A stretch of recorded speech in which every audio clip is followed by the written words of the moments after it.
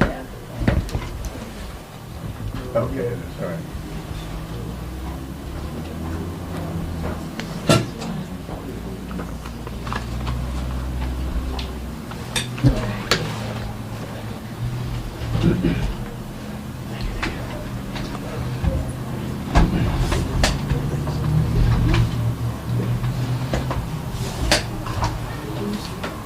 Morning. Morning. Morning.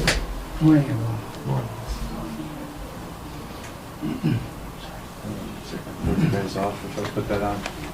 Should be about the right color temperature. Yeah, no, it's, Does anyone need white? oh,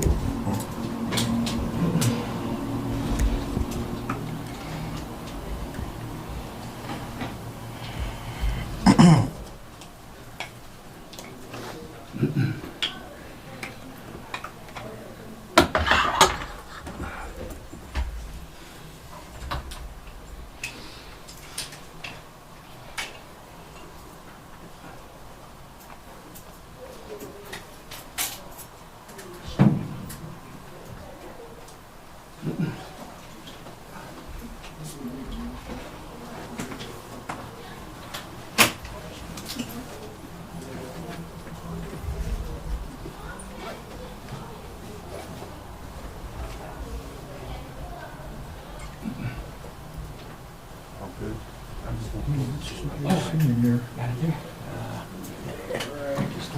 Got it. Closing the window. The circulation. You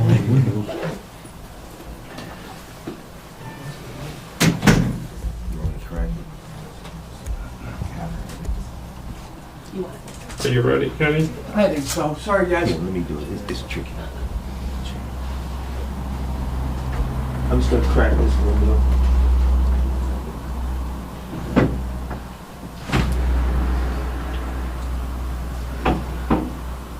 Okay?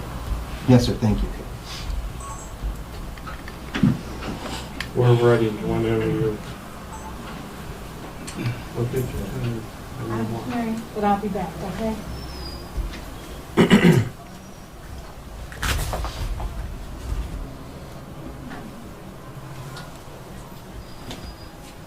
Tyler, you ready?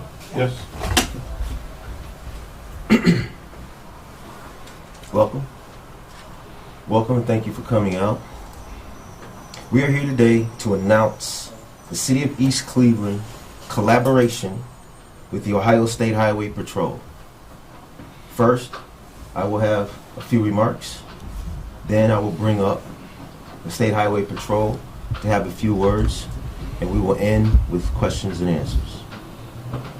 Before I get into the specifics of this partnership, I would like to thank a few of our current partners, Cuyahoga County, in particular, Prosecutor O'Malley and his office for all of the resources that they've put in assisting this city in ridding itself of bad officers, of officers who go afoul of the law.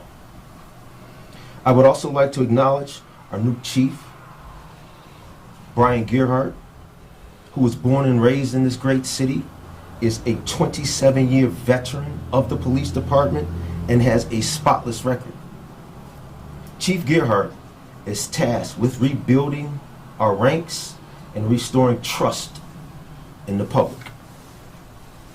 I would also like to thank the state of Ohio, Governor DeWine. Governor DeWine has been a great friend to the city of East Cleveland, and he has been providing resources to the city over the past 5 years. Resources around safety and the success of this city. From traffic control lights, to technical assistance, to funding for our economic development. And as the governor recognized the challenges ahead of us in regards to public safety, he asked Director Andy Wilson of the Ohio Department of Public Safety to reach out to my office to offer assistance via the State Highway Patrol. On Thursday, March 16th, my office met with the Ohio State Highway Patrol officials to formulate a strategy that will allow their patrol officers to assist East Cleveland Police. Now, the primary function of the Highway Patrol is to ensure Ohio roadways are safe. This collaboration will allow them to perform this primary function right here in the city of East Cleveland. They will assist our officers with traffic safety and will provide a physical presence on our roads. There is no expectation of them responding to 911 calls. East Cleveland Police are fully capable and able to solely manage that function. Let me repeat. East Cleveland Police are capable to solely manage responding to 911 calls. As a side note, even through these turbulent times, thanks to our new chief and the police department, we have managed to bring in new officers, some of whom began working for the city last week. I would like to reiterate, the Ohio State Highway Patrol will only assist us with traffic safety. They will not respond to 911 calls. Residents and motorists traveling throughout East Cleveland can expect to see the Ohio State Highway Patrol vehicles on our city streets on any given day at any given time. And in 45 days, we will reassess the need and the level of assistance while we continue to make progress rebuilding the ranks in our police department.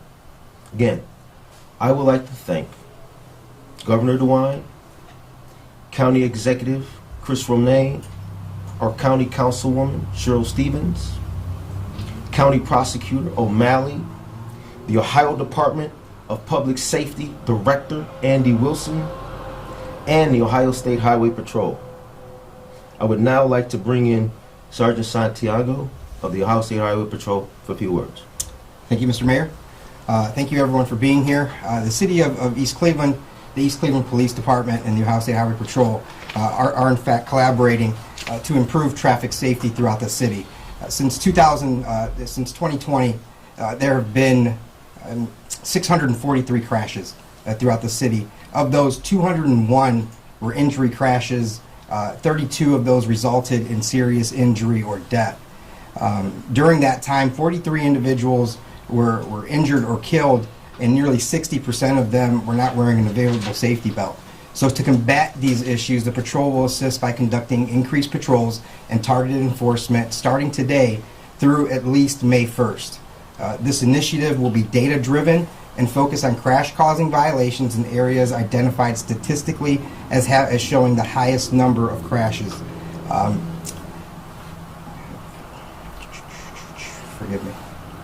The patrol will utilize troopers assigned to our Cleveland post, as well as from units from throughout the Cleveland district. Units assigned to our Office of Criminal Investigations will also be utilized in instances where additional investigative services are needed.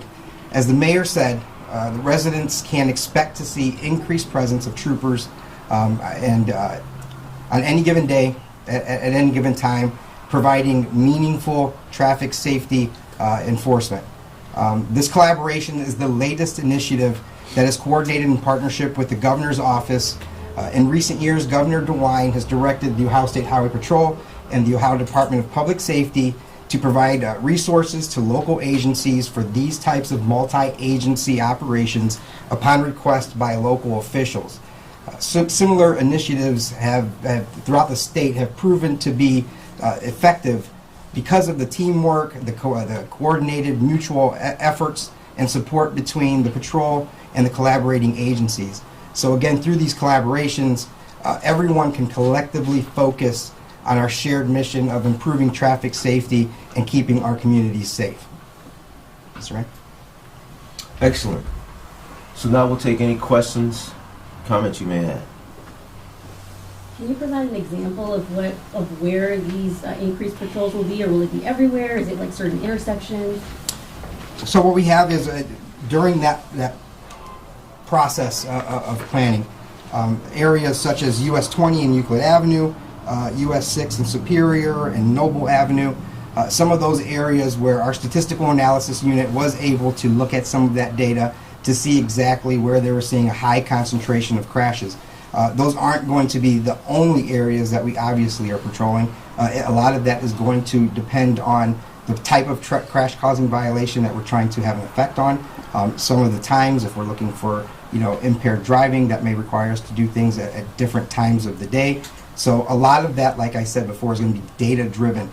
And through this collaboration, we're able to look at those things collectively to see exactly what our operational necessities are going to be so we can put resources in to be most effective. Yes. And now, will this include pulling people over when you're at these hot spots? What exactly are you guys doing? Are you writing down information, getting pictures? What exactly, when you say improving and seeing increased patrol, what are you doing so people can know? So what we're going to be doing is obviously trying to have a positive effect on those numbers that we spoke of earlier, those injury and fatal crashes, trying to decrease those. So when we look at some of those crash-causing contributing factors, such as impaired driving, unsafe speeds, and the utilization of safety belts, those are all things that we're going to try to have an effect on. So looking at crash-causing violations is going to be the primary goal. It's not just going out there to make meaningless traffic stops. We're trying to have an impact onto public safety. Mayor, why is the help of OHP needed in the city? Why is it needed? It is welcome, as this city, as you know, over the years has lost a considerable amount of population, right? Which leads to resources, right?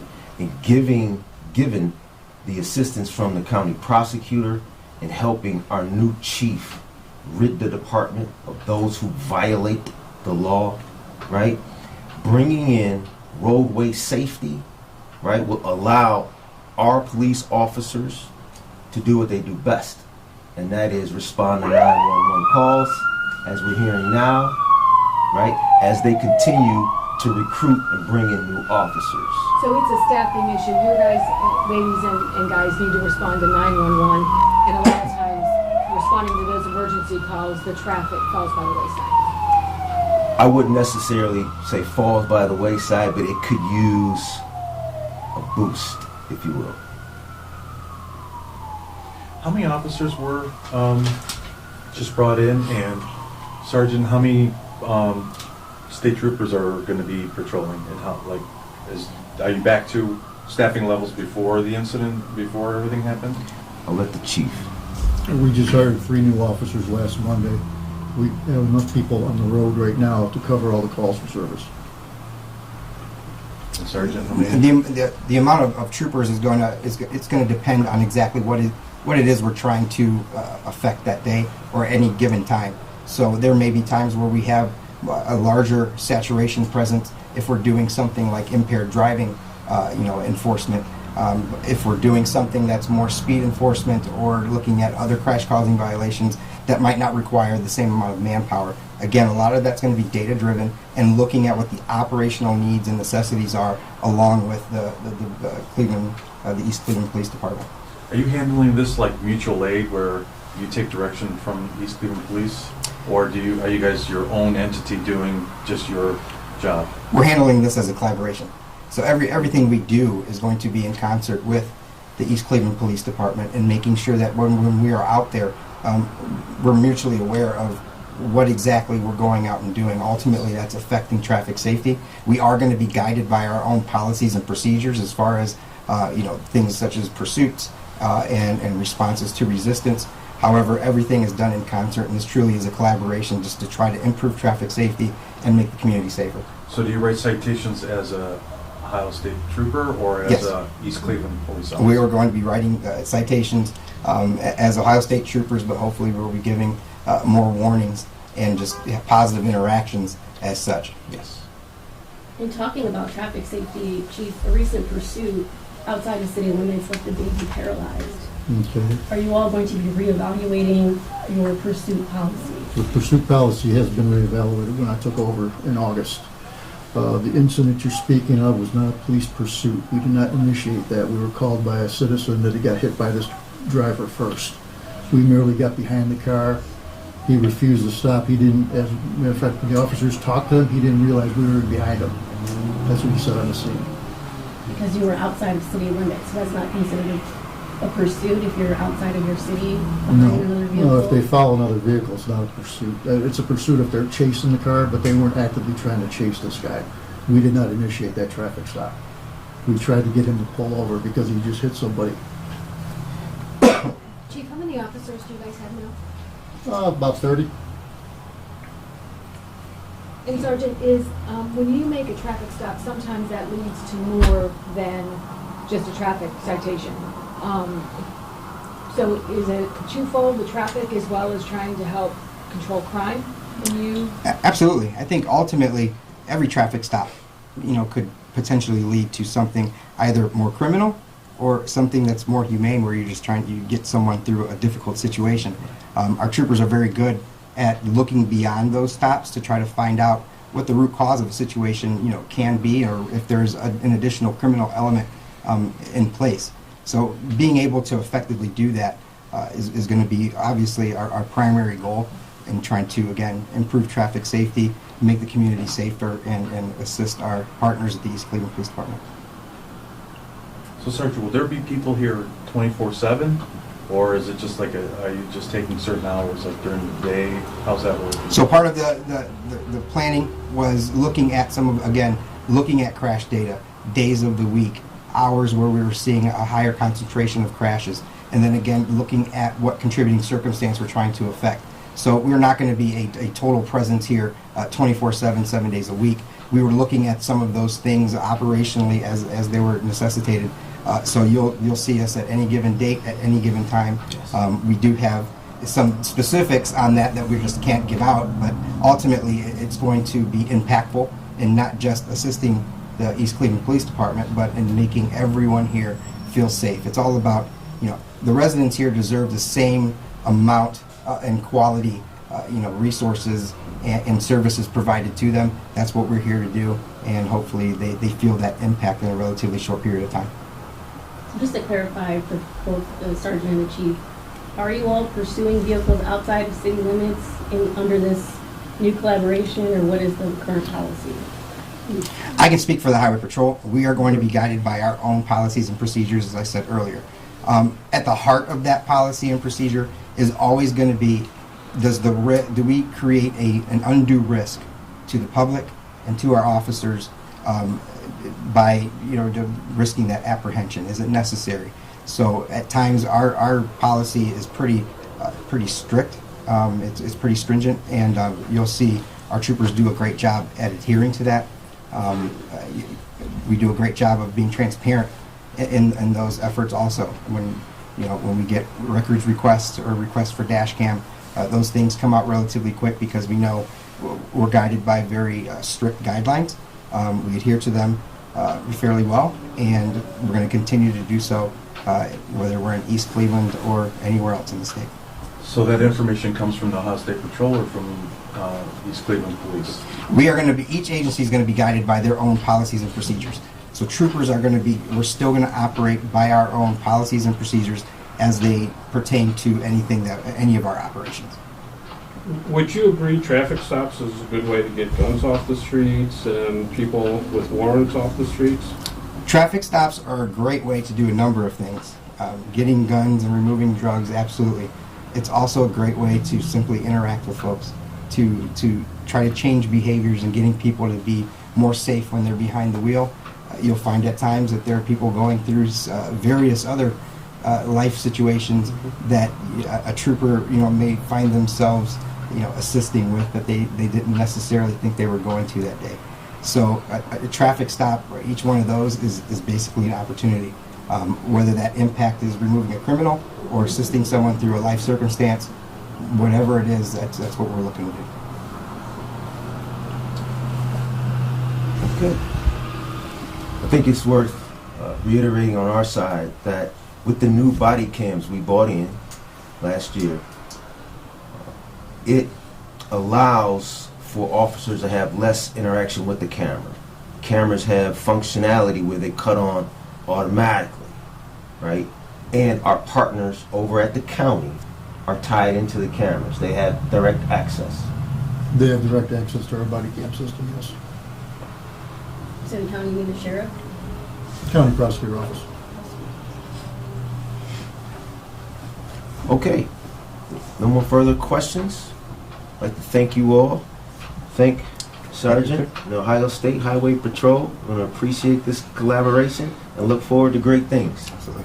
Also, I'd like to announce today we are starting the Shot Spotter program here in East Cleveland. That will allow our officers to quickly respond to shots fired calls without waiting on somebody from the public to call us. We're going to go live at 3 o'clock today.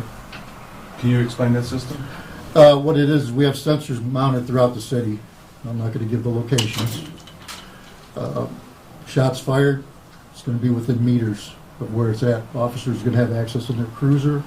The dispatcher's going to have access, they'll know right where to go. I know other cities have those too. How effective are they? Do they work pretty well? Very effective, yes. They've solved a lot of crimes. Do they cover the whole city? Do you guys have square mileage covering the whole city?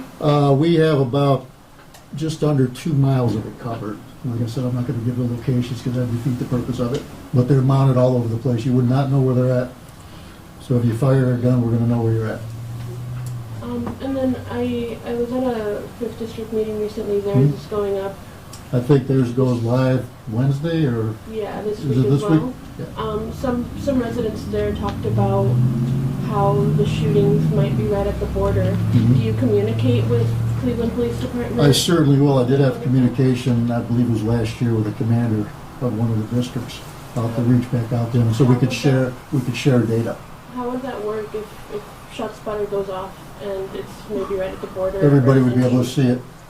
Because like I said, you're going to be able to see it on the cruiser, inside the police car and the MDT. It'll actually show a pinpoint location, pretty much where the shot came from. It's proven technology.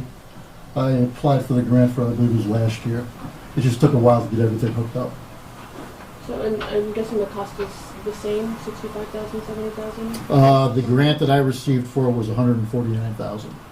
$100,000 of it is for the actual equipment, and then $49,000 would be for extra overtime to send officers out to monitor those areas.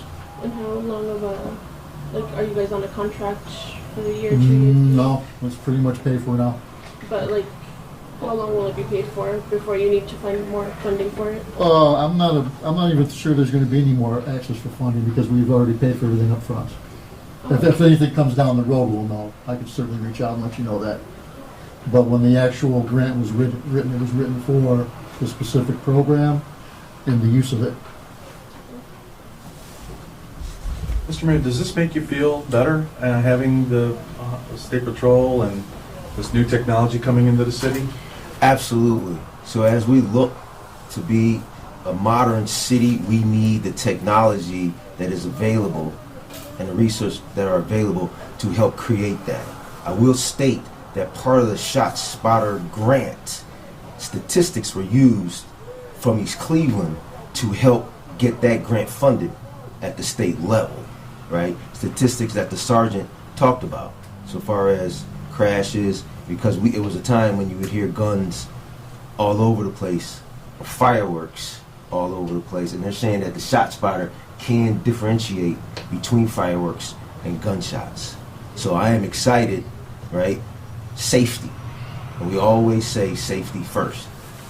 Is that the message that you want to get out to the residents of East Cleveland with these two new initiatives that you all are involved in? Absolutely. I want the residents to feel safe traveling through their community.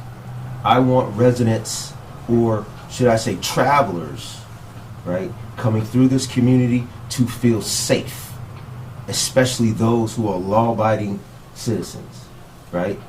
Now, for those of you who've been around for a while, people don't go through Cleveland Heights. They don't go through Shaker, right? Because of the reputation they had for safety, right? Safety. It's always safety first. Have you gotten any pushback on Shot Spotter? I know that's been a thing in other bigger cities. We haven't really been, the technology will start today. I've also seen some of the reports complaining about it. The Shot Spotter cannot tell who is firing the gun. What I mean by that is they don't know the race. They don't know if it's a male or female. I've actually seen some reports from different ACLUs or whatever where, you know, it's just going to target certain individuals. That's kind of ridiculous if you think about it. I could be driving through the city painted green. It's not going to tell me that that's a green person that fired that shot. It's going to actually pinpoint where the shot's coming from. Officers can get there quicker. A lot of times residents won't call us.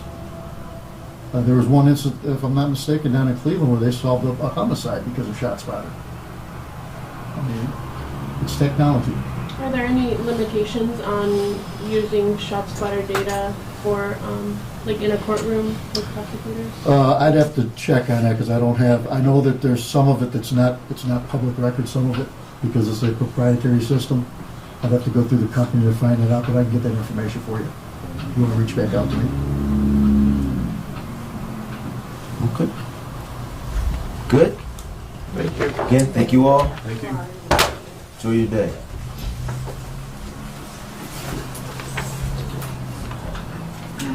Do you have maybe just like one location like near here? Because in accident there, they gave us like a couple. They had one near the building. Right outside. Right outside the building. Just think On the right west side outside. or the south side? Or? I'd say right. Just say right in the middle of the street. Oh, it's right in the street. Yeah. Okay, thank you. Yeah.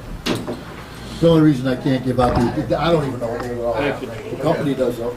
Okay. But There's one right out there though. there probably is, yeah.